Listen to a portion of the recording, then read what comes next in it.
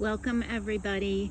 This is a very brief tour of the outside of the grounds, including this reflection area with stones that are dedicated to family members and other loved ones.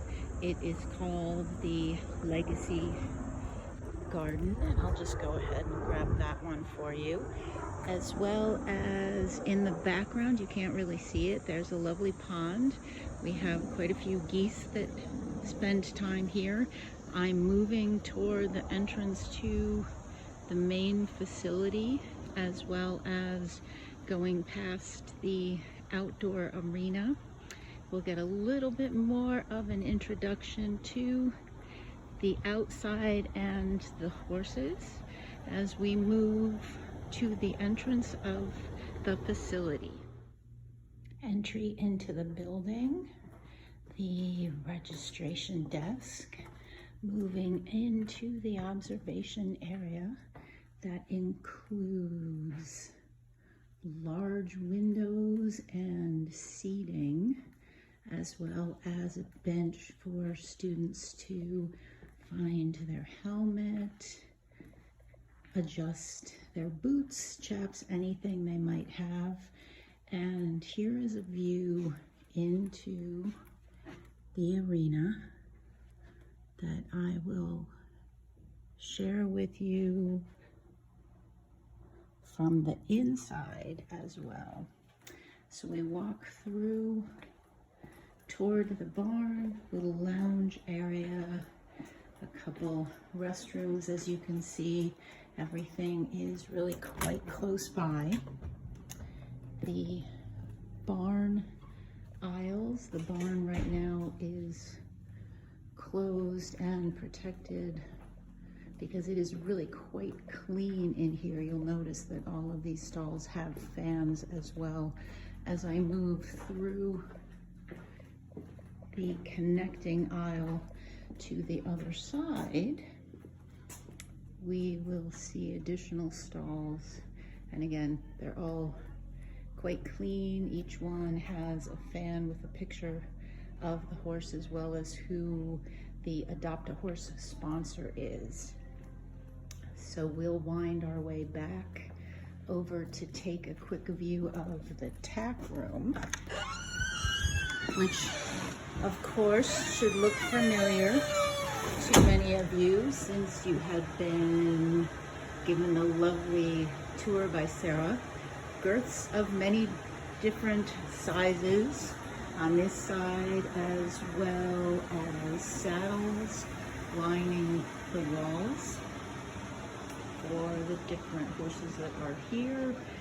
One of my favorite parts, not the washer and dryer because I don't do their laundry, is the space where they have a colored bucket for each one of the horses, along with their cleaned bridles, positioned exactly the way we were taught to do, as well as a place to put our dirty saddle pads after the lesson.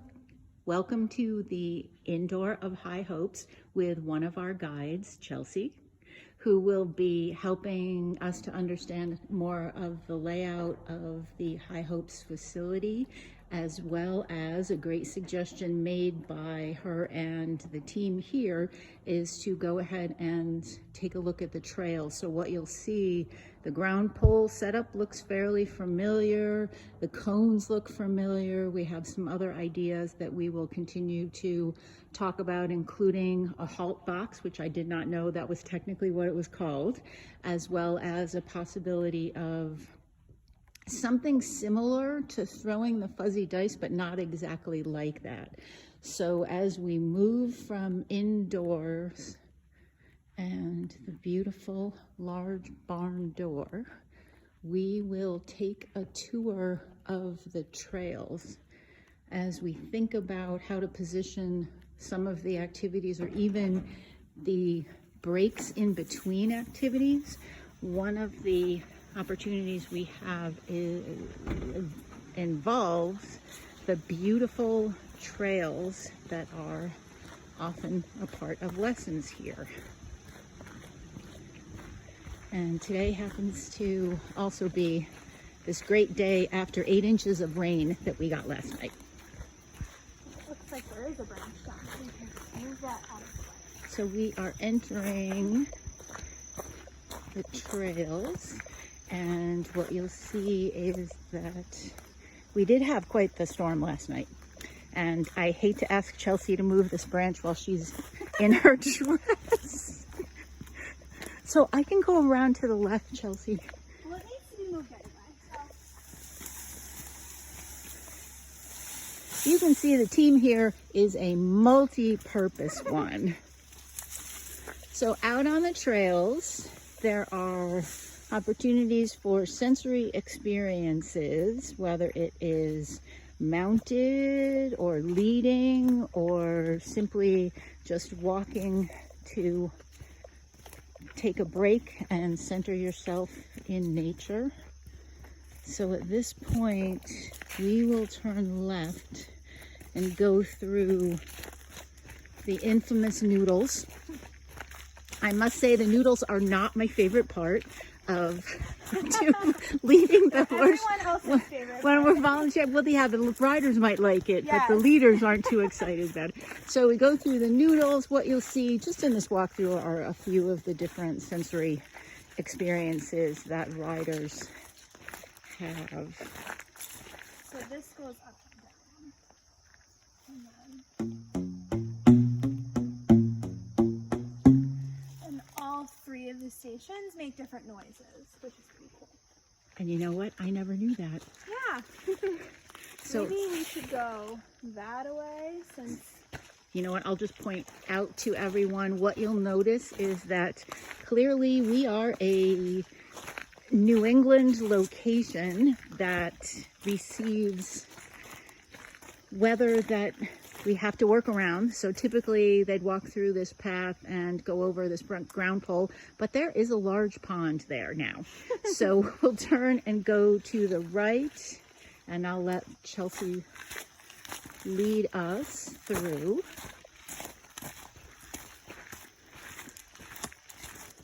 And it's really beautiful out here. And sometimes when we do lessons, there are different activities depending upon the rider and the day. This is oftentimes a platform to step up on and ask your horse to halt for a moment before walking on and stepping down. So the thought was that this could be a great experience for participants to kind of take a sensory break from some of the activities, or maybe even us as a team as we're transitioning from the end of the program into our personal team debrief, that we spend some time making this move. And we are slowly exiting this trail area, and soon we will be embarking on showing you what the paddocks look like and where all these happy horses live. Out in the field, we are looking at the living experiences of High Hope's herds. So this is Addie. Addie has a fly mask on, which you've seen before. Addie also has a fly sheet on, protecting her from those annoying bugs that we have here. So we're heading toward the turnout areas where the living arrangements vary depending upon temperament. Chelsea, what else? Temperament, diet.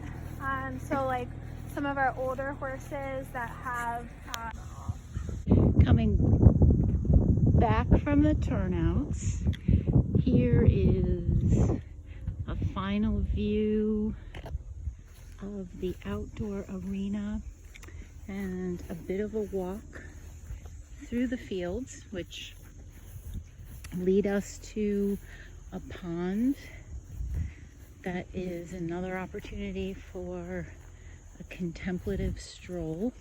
So beyond all of this growth is a pond that loops around and ultimately takes us back tour the Legacy Garden and the benches if you would like to take a bit of a break and a few moments to just enjoy the respite that is here at High Hopes.